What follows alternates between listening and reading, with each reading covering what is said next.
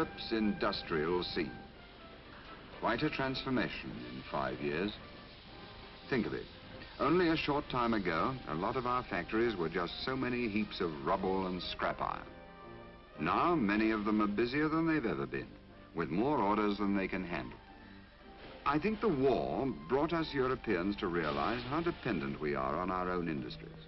And that's why there's so much interest in them today, so much discussion of whether they're as modern as they might be, whether they're efficient or not, and what their future prospects are. Well, I'm interested for one. I agree that Europe's industries are busy, but they don't seem to be having much effect right here. And this is Europe, too. Now, surely where people are still living without the simplest necessities, let alone comforts, that's a challenge to industry. How are you going to meet it?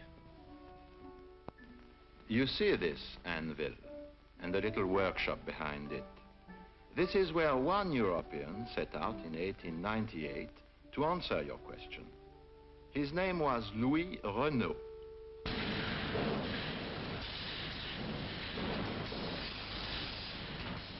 These are the Renault factories just outside Paris, as they are today.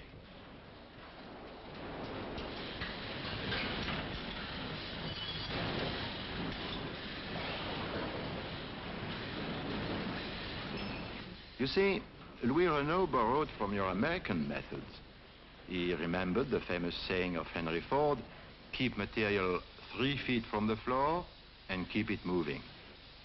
Mass production, isn't that the answer? Standardize what you produce, standardize how you produce it, then there'll be more things for more people.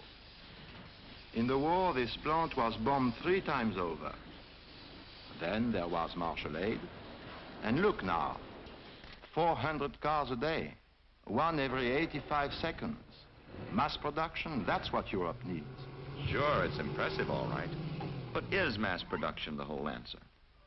When I visit Denmark, for instance, and see the wonderful work of the silversmiths there, I can't help thinking that if Europe were to lose her sense of personal craftsmanship, she'd have lost something very precious, something irreplaceable, in fact.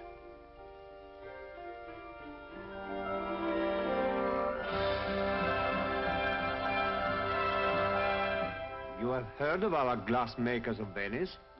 Watch them. You see here the character of Europe going into the things they make.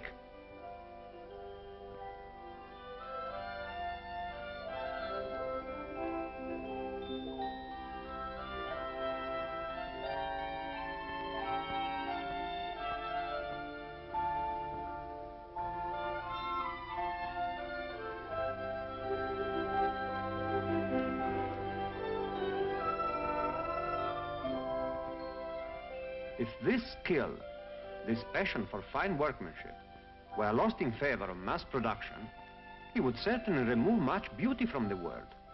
But also you would probably make Europe not richer, but poorer.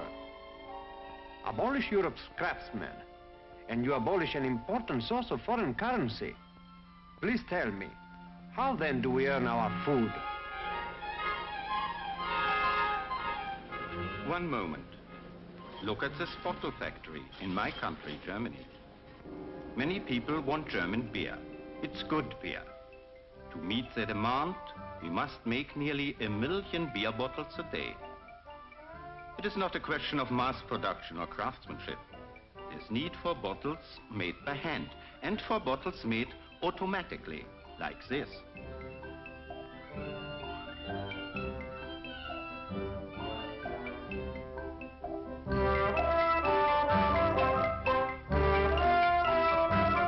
It is true that Europe's markets, both at home and abroad, demand quality, but they demand great variety as well. Our problem in this factory was to find ways of combining the variety demanded with the high rate of output, which can only be assured by modern machinery. Well, we did it. Variety, high rate of output. And I'd suggest there's another vital factor, low cost. Well, now, let's take a case. This gas stove factory, where they've been getting costs down by improving their methods. They started right at the beginning, in the foundry. Instead of the men carrying the heavy crucibles to each mold in turn, they arranged for the molds to come to the men. It saved time, and just as important, it saved effort.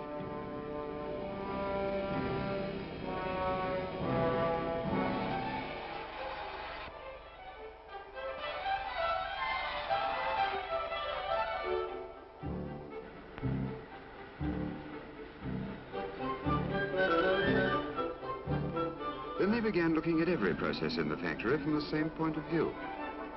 Cooking stoves are badly needed pretty well everywhere in Europe.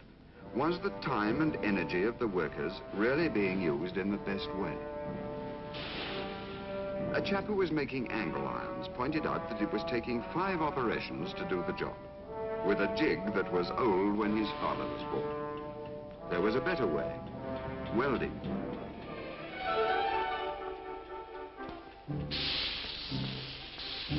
Now the same job's done in 3 operations, and done faster, simpler, and better. And the result of such changes was that output was increased, the work was made easier for everyone, and the cost of the stoves was reduced. Yes, and I saw something even better in the furniture factories of Sweden. The application of modern methods to the craftsman's skill, enabling him to speed his work.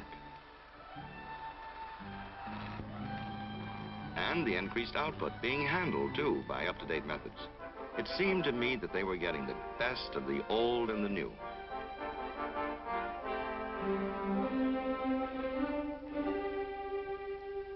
That's it, as we in Britain are doing in our textile industry, where we have the same problems we've talked of. Here in Lancashire, we're producing for markets all over the world. We must offer plenty of variety. At the same time, our output must be high, we must keep our costs down, and we must preserve our craftsmanship. Look at this, setting up the warp of a loom. In the old days, and that means till quite recently, it had to be done by hand. 3,000 separate threads to be drawn through the drop wires and made fast. It took 2 people 8 hours, and it was one of the most boring jobs you can imagine.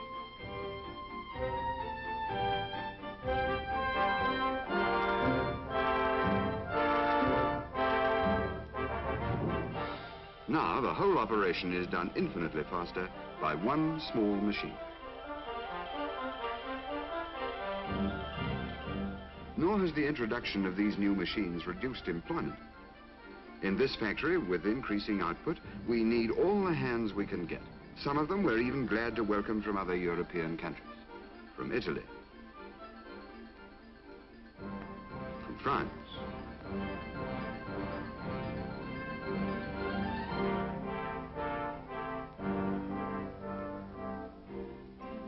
Take another example, the printing of fabrics.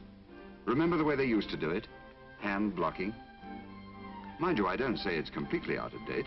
It's still required for certain fine fabrics. But for quantity, it's hopelessly slow. And besides, for quantity production, it's using men as though they were machines. And if that's nothing else, it's inefficient.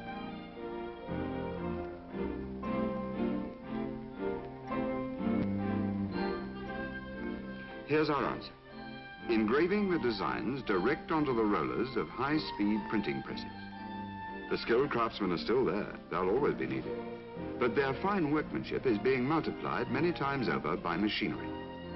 And high output by efficient methods usually leads to low costs.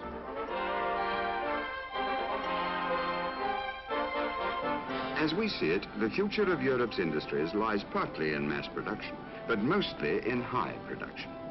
That is, in keeping the great European traditions of quality and craftsmanship, but adding the quantity that's so essential in the growing world of today.